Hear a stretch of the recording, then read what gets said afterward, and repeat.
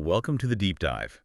Today we're tackling, well, a really fascinating stack of research, blending cutting-edge neuroscience and metabolic chemistry with, believe it or not, the fundamental physics that shapes your body every single day. Yes, and this deep dive is all about synthesizing actionable knowledge. We're trying to move beyond just simple fitness tips into a much more profound understanding of how to optimize health. Exactly. We've gathered insights from some truly brilliant minds working right at the intersection of longevity and performance.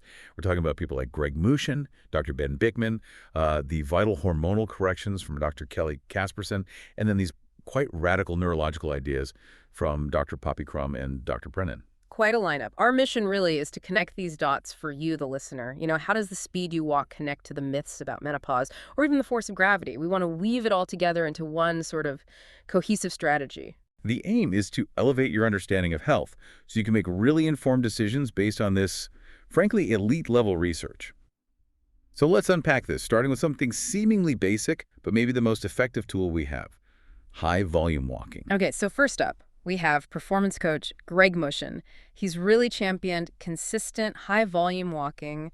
He's kind of moved it from just being a general wellness thing into something he sees as potent metabolic medicine. And his own story backs this up, doesn't it? He saw huge changes in his own blood work and body composition. Absolutely. And the data Greg Mushin shared, it's really quite stunning. It positions walking as a frontline defense against chronic metabolic disease. He brought up this study involving type 2 diabetics. It compared 3 scenarios after a meal. Wait, what were they again? Okay, scenario 1, a 50-minute walk, just the walk. Scenario 2, taking the drug metformin, just the drug. And scenario 3, combining the walk and the metformin. And the result for just walking alone was... Well, it was remarkable. It really was. That simple walk, something accessible to almost everyone, actually outperformed taking metformin alone when it came to reducing the glucose area under the curve, the AUC. And that AUC, just to clarify, it measures the total amount of sugar or glucose circulating in your blood over time after that meal, right? Exactly. So getting that number down is crucial for metabolic health, and walking did it better than the medication on its own in this study. It's not a small difference either. It's a profound statement about our body's own ability to regulate itself if we just give it the right prompt.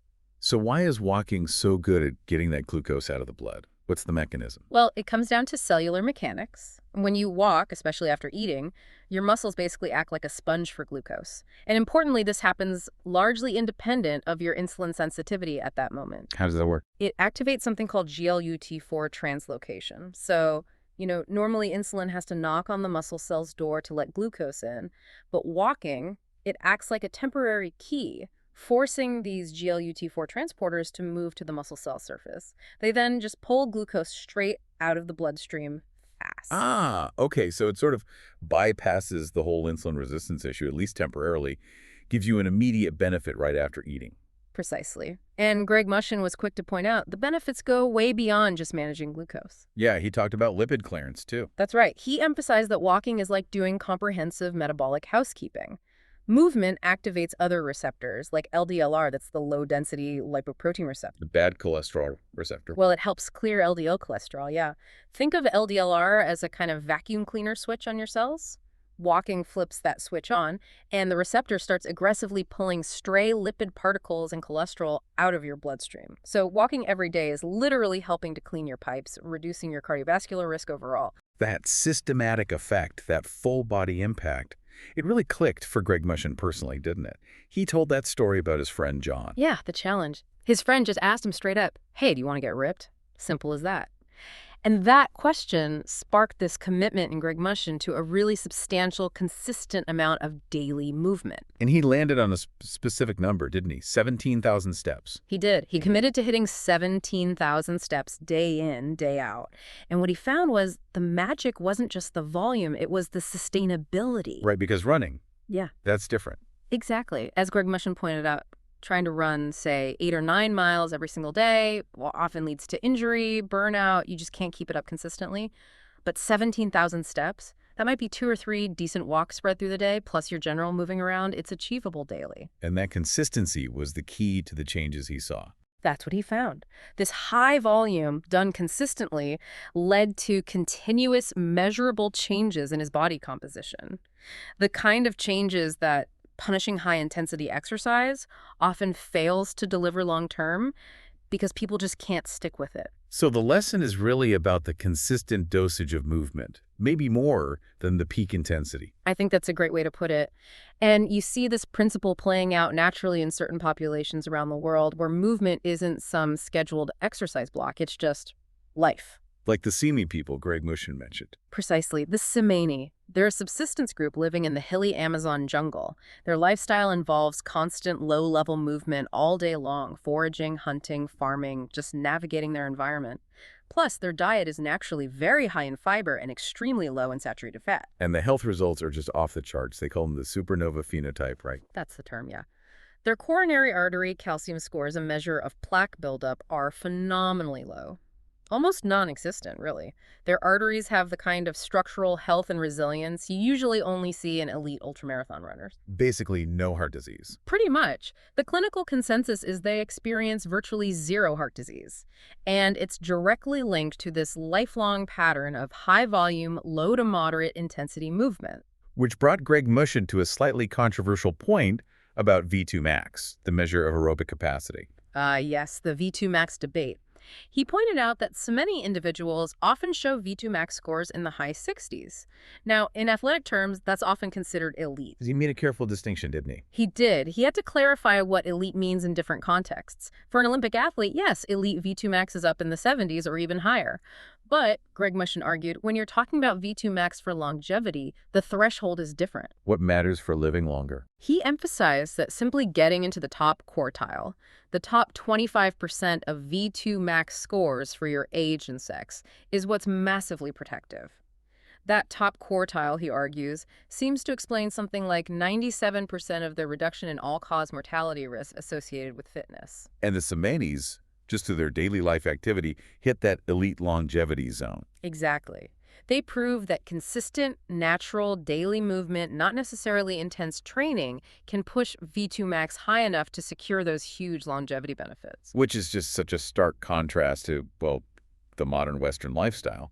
The average North American gets fewer than 4,000 steps a day. That's borderline sedentary, according to the CDC. It's a crisis, really, and this is where Greg Mushin offered such a brilliant practical habit fix, especially for people who feel they have absolutely no time. The 5-minute rule. The 5-minute rule. Don't try to block out an hour you don't have. Instead, just commit to 5 minutes of walking every single hour you're awake. And that adds up quickly. It really does. If you're awake for, say, 16 hours, that's 80 minutes of walking right there, broken up into tiny chunks.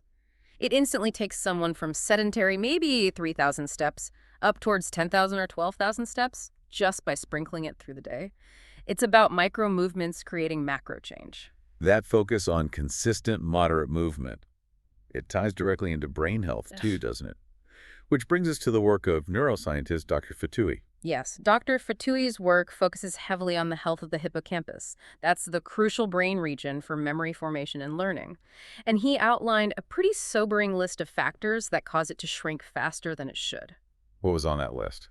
Things like chronic stress, which leads to high cortisol levels, suffering multiple concussions, consistently getting fewer than 6 hours of sleep a night, and also untreated sleep apnea. And diet plays a role, again, linking back to metabolism. Absolutely. Dr. Fotuhi directly links consuming ultra-processed foods and high amounts of sugar to accelerated hippocampal shrinkage. He even notes a strong correlation. The larger someone's abdominal girth, generally, the smaller their hippocampus tends to be. Metabolic problems directly attack our cognitive structures. Okay, so that's the bad news checklist. What's Dr. Fotuhi's prescription for preventing shrinkage or even promoting growth neurogenesis? His recommendation is actually quite precise and, well, moderate. Aim for 3 hours of exercise per week. He points to compelling research showing this really clear, linear relationship between physical fitness and the size of the hippocampus. Even in kids. Even in kids. There's data showing that 12-year-olds who are physically fit have hippocampi that are, on average, 12% larger than their less active peers. That's actual structural brain growth linked directly to movement. And the statistic about walking just 1 mile. Yeah. That one really stands out. It's incredibly powerful. Dr. Fotuhi states that walking just 1 mile a day cuts the risk of developing Alzheimer's disease by 48%, nearly in half. From just 1 mile a day. That kind of preventative power from something so simple, so accessible, It's almost hard to believe, but the data is there. It is. And Dr. Fotuhi shared a really moving patient story that perfectly illustrates this principle in action. Miss Smith, I believe. Yes. Tell us about Miss Smith. So Miss Smith came to Dr. Fotuhi feeling completely frustrated. She was going through a really difficult divorce, and she was also suffering quite badly from the side effects of several medications she was taking. She just felt stuck, you know? Her physical and mental health were both spiraling downwards. So what was Dr. Fotuhi's approach? More drugs. Quite the opposite. His intervention was really foundational. He first worked with her to systematically and safely remove the medications that were causing problems. Then he introduced very simple, very achievable lifestyle goals. Not 17,000 steps right out of the gate then. Definitely not. He started her with just 5 minutes of walking, only 4 days a week. The absolute key was making it non-threatening, something she felt she could actually commit to consistently. And what happened? The results were astounding. In just 3 months, Miss Smith experienced a complete turnaround. Her mood improved dramatically, her overall functioning got better, but the most incredible part, her hippocampus actually grew by 3%. 3% growth in 3 months. That's huge for brain tissue. It's massive. Dr. Fotuhi put it into perspective. That 3% growth is equivalent to reversing about 6 years of typical age-related shrinkage in that vital memory center. And he stressed this wasn't some magic pill or complicated therapy. It was the profound power of simple, consistent lifestyle changes applied patiently. That link between simple movement and profound structural change, both in the body and brain, leads us beautifully into the deeper science of metabolism.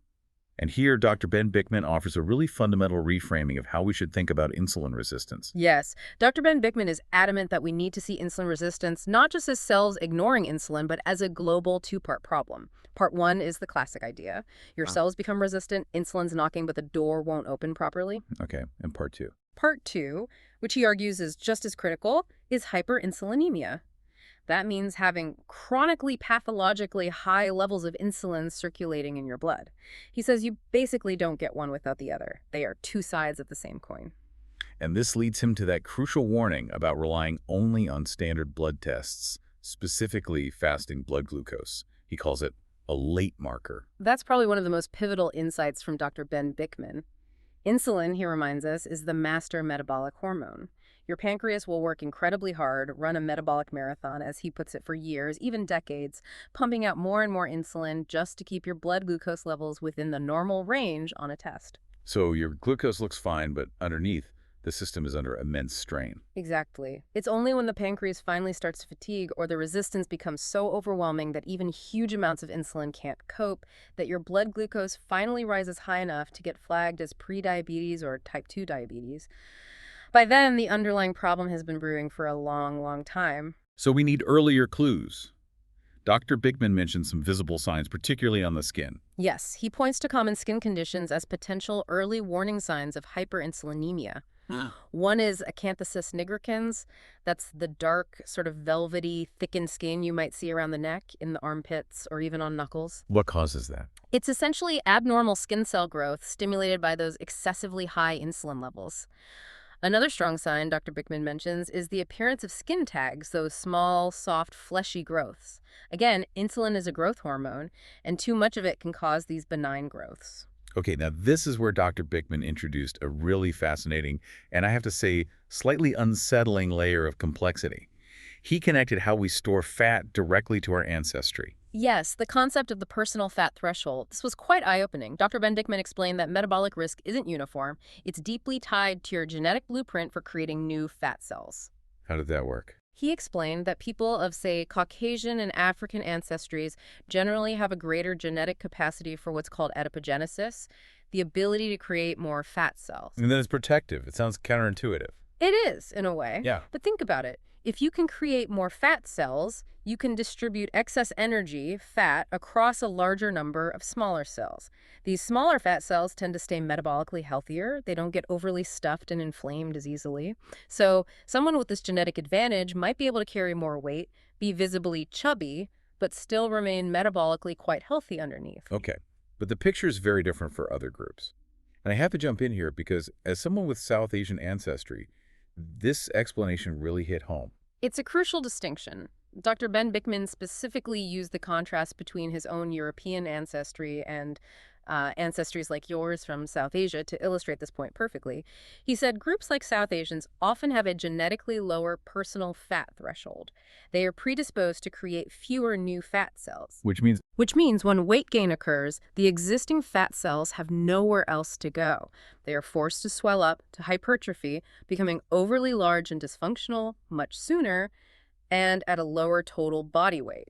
and these bloated fat cells cause problems. Big problems. They start leaking inflammatory molecules into the bloodstream, they disrupt hormone signaling, and they drive systemic issues like insulin resistance much more aggressively, often at a body mass index or BMI that would be considered perfectly healthy or only slightly overweight in other populations.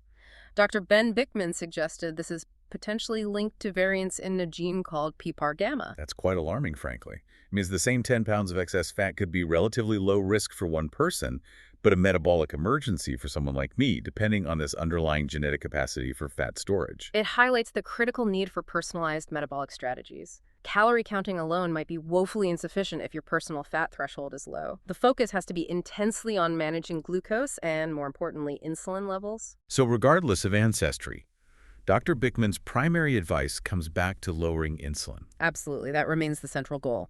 And his dietary advice is direct. Drastically reduce or eliminate processed sugars and starches. Those are the main drivers of high insulin spikes. And he's a fan of structured fasting, or what he calls mini-fasts. Yes, he sees structured eating windows as one of the most effective ways to control insulin consistently. He suggests something like having a really hearty breakfast, high in protein and healthy fats, but keeping the carbs controlled and then deliberately avoiding all snacks for at least 4 hours afterwards. Why that 4-hour gap? The goal is to ensure you spend significant time each day in a low insulin state. That's when your body can switch gears, tap into stored body fat for energy, and improve its metabolic flexibility rather than constantly running on incoming sugar. Now, we also need to touch on the nuance he brought up regarding fasting, specifically for women and the menstrual cycle. Right, that's important. The female hormonal landscape adds another layer. Dr. Ben Bikman explained that during the luteal phase, that's the phase after ovulation, progesterone levels rise significantly. And progesterone affects hunger. It does. Progesterone can act on the brain to increase appetite and cravings, making sticking to fasting protocols genuinely more difficult for many women during that particular time of the month. It's a biological reality.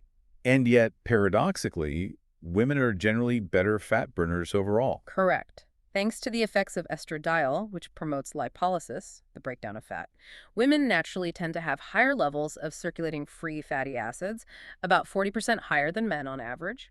This means their bodies are inherently more geared towards using fat for fuel. So it's complex. It just reinforces that metabolic strategies really need to be tailored, considering individual biology, sex, maybe even ancestry, not just based on generic rules. Absolutely. And this idea of tailoring and focusing on food quality leads us nicely into Dr. Rupi Aujla's core principles for eating well. His focus is very much on cleaning up the food environment to manage those insulin demands naturally. His first principle is simple but powerful. Unprocess your diet. Straightforward and backed by solid science. Dr. Rupi Aujla often talks about that landmark NIH study. It was incredibly well controlled. They put people in a metabolic ward and gave them either an ultra-processed diet or a minimally processed diet for 2 weeks, then switched them. Critically, both diets were matched for calories, sugar, fat, fiber, everything on paper. But people ate differently. Massively differently. When people were on the ultra-processed diet, they spontaneously ate 500 extra calories per day. That's huge, a 25% increase in intake. They gained weight, gained fat. When they switched to the minimally processed diet, they naturally ate less and lost weight. And that wasn't about willpower. Not at all. Dr. Rupi Aujla uses this study to hammer home the point that the hyperpalatability, the engineered, irresistible taste and texture of ultra-processed food drives overconsumption completely separate from actual biological hunger or nutrient needs. It hijacks our appetite signals. So, rule 1, eat real food. What about his other core advice? Protein seems key for him. Very much so, especially protein intake early in the day. He stresses aiming for about 1.2 to 1.6 grams of protein per kilogram of ideal body weight daily. Why so much protein? It's crucial for maintaining muscle mass, especially as we age. It's vital for producing hormones and enzymes. And importantly for weight management, protein is incredibly satiating. It keeps you feeling fuller for longer, which helps manage overall calorie intake naturally. And he had that memorable tip for hitting the target. He did. eat dinner for breakfast.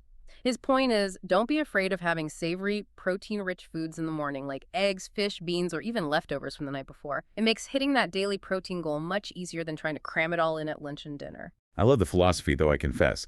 The image of grilling salmon at 7 a.m. while dealing with morning chaos is a challenge. Well, it's about finding what works for you. But commitment under pressure is exactly what Dr. Rupi Ojala talked about recently from his own life.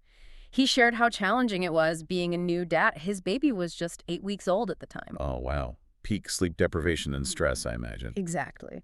He spoke honestly about how that immense life stress was really testing his own healthy eating habits. The temptation to just grab easy processed stuff was strong. So how did he cope? Did he give in? No, and this was his key point. He said instead of collapsing under the stress, he consciously worked to reframe it. He saw maintaining his healthy habits, prioritizing real food, getting some movement not as another burden, but as an act of resilience, something that would actually help him cope better with the demands of new parenthood. It's about that mental strategy underpinning the nutritional choices. Okay, so we've gone from movement impacting metabolism and brain structure to diet shaping metabolism. Now let's shift focus fully to the brain's architecture itself and how experience molds it.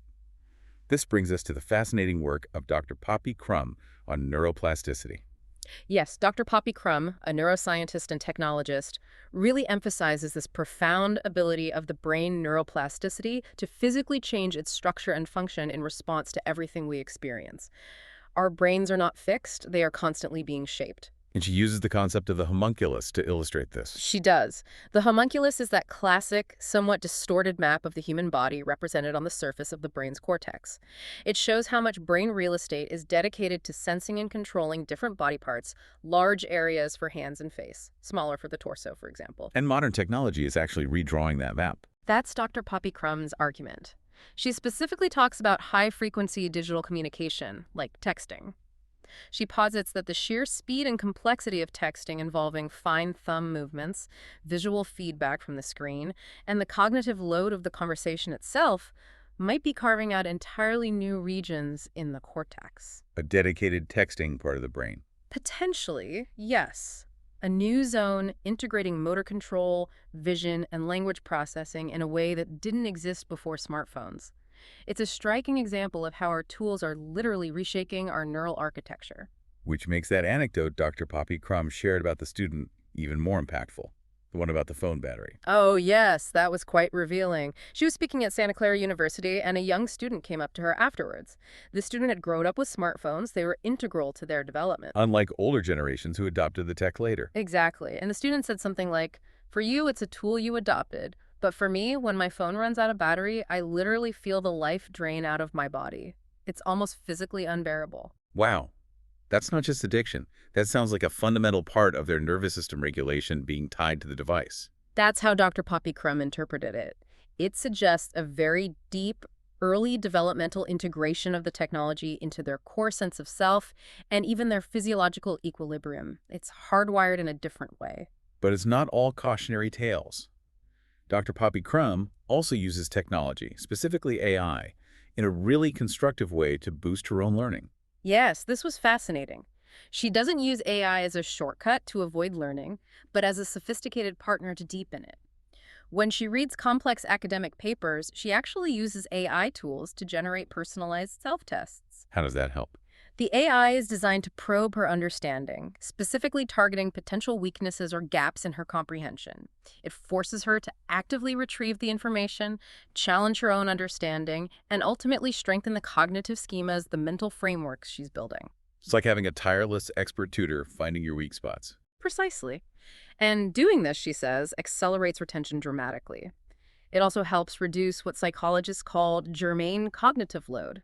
That's the mental effort needed to actually build robust, lasting memories and understanding. By using AI to streamline the "where am I weak" process, she focuses her mental energy on the actual learning. Now, staying with the brain and nervous system, but shifting focus slightly, we need to bring in Dr. Amy Apigian's work on trauma. Her perspective is that trauma isn't just a psychological event.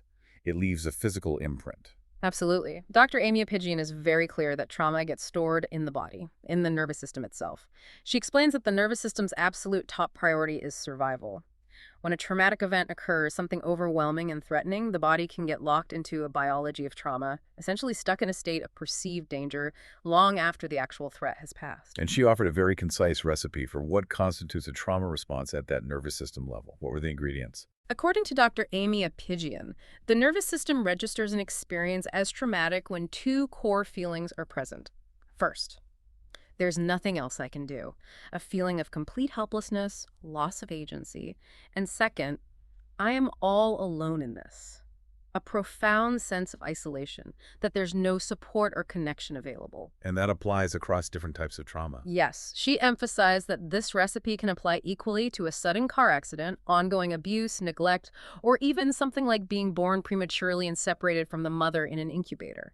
The nervous system perceives that core combination of helplessness and isolation and wires in a threat response. She also talked about the vagus nerve, which we usually associate with rest and digest, but it's more complicated. Much more complicated. The vagus nerve is fascinating. It does mediate the parasympathetic state, that calm, connected, rest and digest mode associated with feeling safe and socially engaged. But crucially, it also mediates the extreme trauma responses of freeze or collapse. That shutdown state is also a vagal response, just a different branch. Ah, okay. So understanding the dual role is key. It is. It helps explain why body-based or somatic therapies, things like specific types of breath work, certain movements, even therapeutic touch can be so powerful for trauma healing. They are essentially ways of directly interacting with and retraining the vagus nerve, helping it shift out of that stuck threat state and back towards safety and regulation. This idea of connecting deeply with the body's signals, with that inner wisdom, it resonates strongly with the journey of Rich Roll. It really does. Rich Roll's story is quite incredible. He went from being a successful lawyer, but one who is deeply unhappy and struggling with alcoholism, to becoming this renowned plant-based, ultra-endurance athlete and wellness advocate. And he credits meditation as being fundamental to that transformation. Yes, but not just in a stress reduction kind of way. He found that consistent meditation practice was the thing that allowed him to cultivate stillness. And in that stillness, he began to develop a real, authentic relationship with himself, separate from the ego and the noise of daily life. And that's where intuition comes in.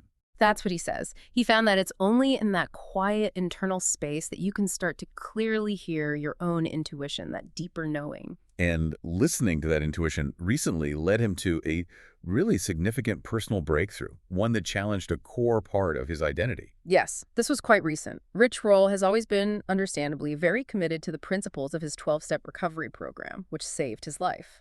And a core tenet of many 12-step programs is strict abstinence from all mind-altering substances. So psychedelics were completely off the table for him for decades. Completely. His identity was deeply intertwined with sobriety in that specific framework. However, he shared that over time, that quiet voice of intuition, the one he'd honed through years of meditation, began suggesting that perhaps there was further healing or insight available through avenues he had previously shut off.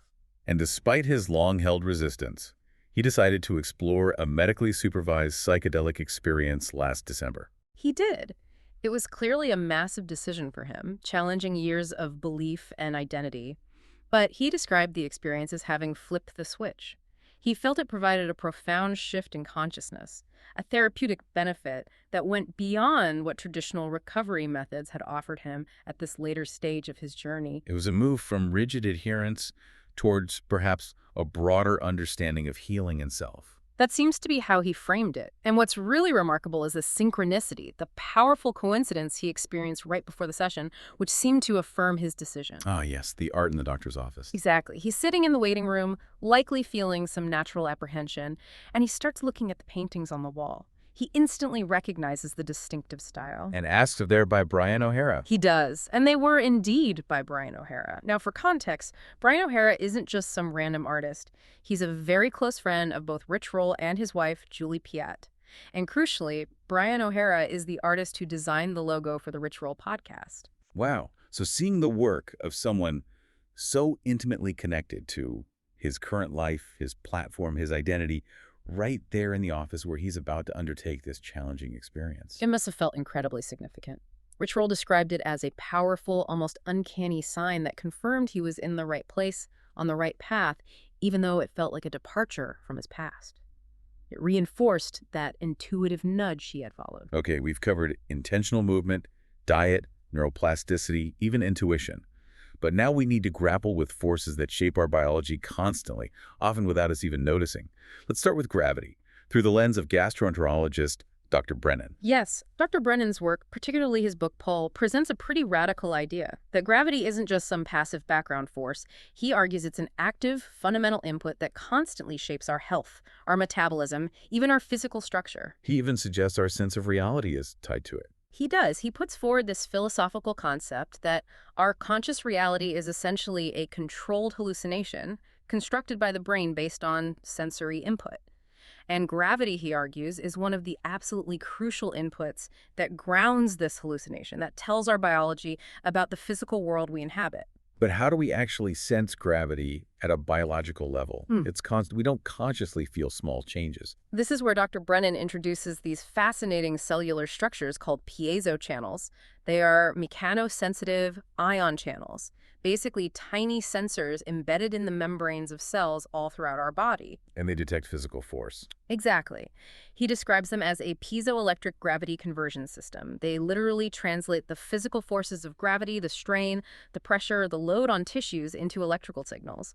These signals then provide a continuous, real-time map of our interaction with the gravitational field back to the brain and our metabolic systems. And these piezo channels are critical for survival. Absolutely critical. Research shows that if piezo channel function is impaired, survival rates plummet.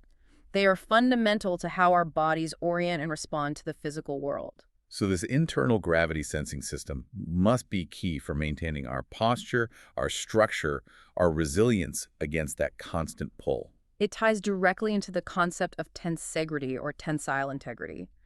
Dr. Brennan explains that our bodies maintain their structural soundness not just because bones stack up, but because of a complex network of tension and compression held within our fascia and connective tissues. Like a suspension bridge or a tent. That's a great analogy. Think of the fascia as the guy ropes providing constant dynamic tension that holds the whole structure upright and allows it to respond to forces like gravity.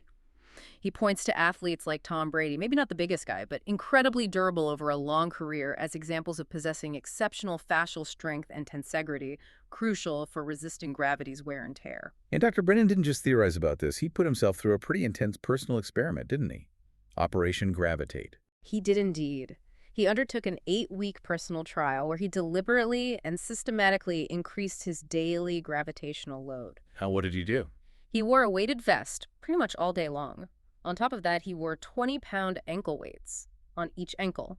And he did his work at a standing desk, often incorporating a balance board to further challenge his stability systems. That sounds absolutely exhausting. He said it was, initially, completely draining. But as the 8 weeks progressed, something changed. The exhaustion gave way to a feeling he described as developing a strength from within. Meaning his body adapted. Fundamentally adapted. His core gravity management systems, those deep postural muscles, the piezo channel signaling, the entire tensegrity framework of his fascia had been challenged and, as a result, significantly strengthened. Dr. Brennan argues we need this kind of regular gravitational challenge to keep these systems robust and resilient. Which leads him to critique some common modern habits, like always wearing heavily cushioned shoes. Yes. He suggests that excessively padded shoes might actually be weakening our innate gravity management systems. They effectively decouple the sensitive nerves and piezo channels in our feet from the ground, reducing the rich sensory feedback we're designed to receive. Dulling our sense of balance and proprioception. Potentially, yes. He links this loss of ground feel and foot strength back to worrying longevity statistics, like the finding that an inability to simply stand unsupported on one leg for 10 seconds is strongly correlated with significantly worse long-term health outcomes and increased mortality risk. It suggests that maintaining our connection to and strength against gravity is vital. Okay, from the constant force of gravity, let's pivot to another powerful, often unseen, and frequently misunderstood force within us. Hormones. Specifically, we need to address the misinformation surrounding women's hormones, a topic Dr. Kelly Casperson is passionately working to correct. Yes, Dr. Kelly Casperson, a urologist and sexual health expert, speaks very openly about what she calls the decades of gaslighting women have experienced regarding their health, particularly around menopause and hormones. Symptoms get dismissed, fears get amplified by misinformation. And she starts by tackling a really persistent myth about testosterone in women. Right off the bat. She demolishes the outdated idea that women only make testosterone as a sort of stepping stone to producing estrogen. It's surprising how often you still hear that. It is, but it's biologically incorrect. Dr. Kelly Casperson lays out the facts. Women actually produce about 4 times as much testosterone as they do estrogen throughout their lives, premenopause. And testosterone isn't just hanging around waiting to be converted. It has its own receptors all over the body, brain, muscle, bone, sexual tissues, where it performs absolutely vital functions entirely separate from estrogen. Okay, myth busted. But the biggest cloud hanging over hormone therapy for women, HRT, comes from that infamous 2002 study, the Women's Health Initiative, or WHI. Ah, the WHI. Its fallout has been catastrophic and long-lasting. Dr. Kelly Casperson explains that the study was originally designed, ironically, to see if hormones prevented heart disease in postmenopausal women. That was the primary goal. But the way it was designed and reported created a massive scare. There were several issues. A key one was the cohort studied. The women enrolled were, on average, older. Many were more than 10 years past the onset of menopause. Average age was 63, and many already had existing cardiovascular risk factors. This wasn't a population starting hormones early for prevention. And then the results were mishandled. Dramatically mishandled. When preliminary findings suggested potential risks, the data was released prematurely to the press in a way that emphasized, even exaggerated, the dangers, particularly around breast cancer and heart disease, while downplaying potential benefits or nuances.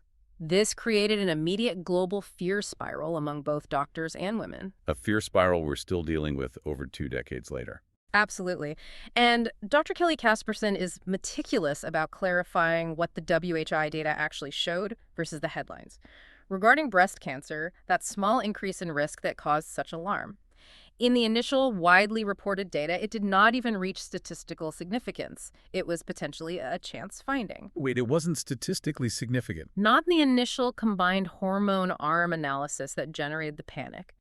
And even more startling, in the arm of the study where women took estrogen alone, these were women who'd had hysterectomies, so didn't need progesterone, they actually showed a statistically significant decrease in the risk of breast cancer. So the reality was almost the opposite of the public perception created.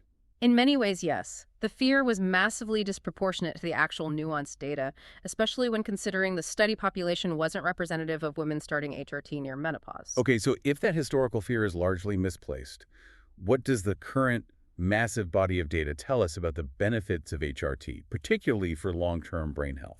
This is perhaps the most crucial message from Dr. Kelly Casperson's work today. The evidence is now overwhelming. Estrogen replacement, when initiated appropriately around the time of menopause, significantly decreases the risk of developing all major neurodegenerative diseases. All major ones, including Alzheimer's. Yes, Alzheimer's disease, Parkinson's disease, multiple sclerosis, MS, and even ALS. The data points towards a powerful neuroprotective effect of maintaining estrogen levels. What's the biological reason for that? Why is estrogen so important for the brain? The brain is incredibly hungry for energy, and it relies heavily on glucose. Estrogen plays a critical role in helping brain cells effectively take up and utilize glucose for fuel. When estrogen levels plummet at menopause, the brain essentially experiences an energy crisis. Brain metabolism falters, and this seems to be a key factor setting the stage for cognitive decline and neurodegenerative processes later on.